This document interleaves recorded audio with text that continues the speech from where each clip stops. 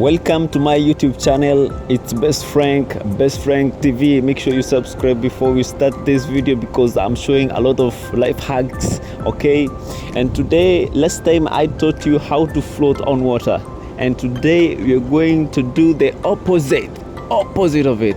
How to sink, how to stay below the water, how to sit down inside the water, right?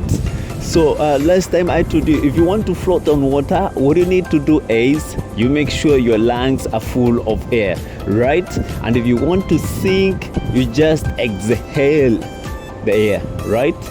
That's all you do. So let's go right on it. How to sink, huh?